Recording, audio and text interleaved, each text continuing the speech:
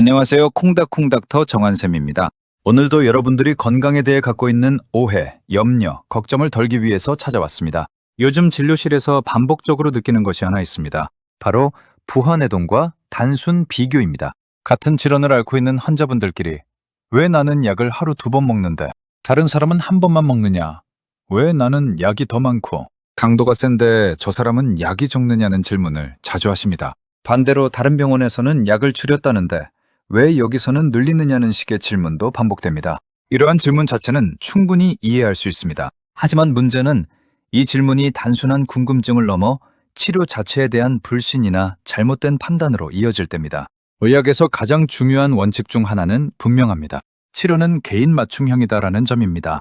같은 고혈압 환자라도 나이, 성별, 체중, 동반질환 당뇨, 신장질환, 심혈관 질환, 혈압의 변동 패턴, 그리고 장기적인 심혈관 위험도에 따라 치료 전략은 완전히 달라집니다. 미국 심장협회, 아메리칸 하트 어소시에이션과 유럽 심장학회, 유로피언 소사이티 오브 카디올로지의 치료 지침에서도 일관되게 강조하는 부분이 바로 이것입니다. 단순히 혈압 수치 하나만 보고 치료를 결정하는 것이 아니라 환자의 전체 위험도를 기반으로 치료 강도와 전략을 정해야 한다는 것입니다. 예를 들어 어떤 환자는 하루 1번 약으로 충분히 혈압이 조절되지만 다른 환자는 약효 지속 시간이 부족하거나 야간 혈압, 상승 낙터널 하이퍼텐션이 있어 하루 2번 복용이 필요할 수 있습니다. 또 어떤 환자는 복합제, 컨비네이션 테라피를 사용해야만 목표 혈압에 도달할 수 있습니다. 이러한 차이는 잘못된 치료가 아니라 환자에게 맞춘 정확한 치료입니다. 그럼에도 불구하고 우리는 끊임없이 남과 비교합니다. 그리고 그 비교가 잘못된 결론으로 이어집니다. 실제로 진료를 하다 보면 이런 상황을 자주 마주합니다. 다른 병원에서 약을 처방받았는데 기존에 필요했던 협심증 약이 빠져있고 고지혈증 약도 강도가 낮아진 경우입니다. 환자 입장에서는 약이 줄어들었다는 사실만 보고 상태가 좋아졌나 보다 라고 생각하기 쉽습니다. 그러나 시간이 지나면서 증상이 다시 나타나고 결국 다시 병원을 찾게 됩니다.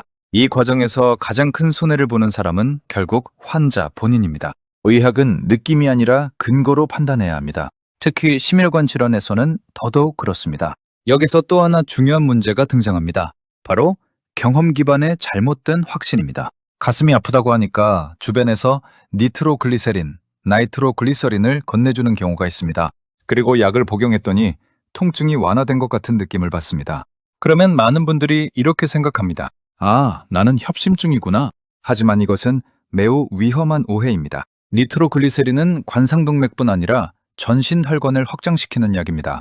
따라서 식도 경련, esophageal spasm, 일부 근골격계 통증, 심지어 긴장성 흉통에서도 일시적인 완화를 볼 수 있습니다. 즉, 약에 반응했다는 사실만으로 협심증을 진단할 수는 없습니다. 실제로 협심증 진단은 단순 증상만으로 이루어지지 않습니다. 운동 부하 검사, 심장 CT, 심근 관류 검사, 필요시 관상동맥 조영술까지 포함한 다단계 평가를 통해 이루어집니다. 연구에 따르면 전형적인 흉통을 호소하는 환자라고 하더라도 실제로 관상동맥 질환이 확인되는 비율은 약 20에서 30% 수준에 불과합니다. 즉, 우리가 생각하는 것보다 훨씬 많은 경우에서 흉통 협심증이라는 공식은 성립하지 않습니다. 두통과 혈압의 관계에서도 비슷한 오해가 반복됩니다. 두통이 심해서 혈압을 측정했더니 160mm가 나왔고 주변에서 혈압약을 받아 복용했더니 두통이 좋아졌다는 경험을 하게 됩니다.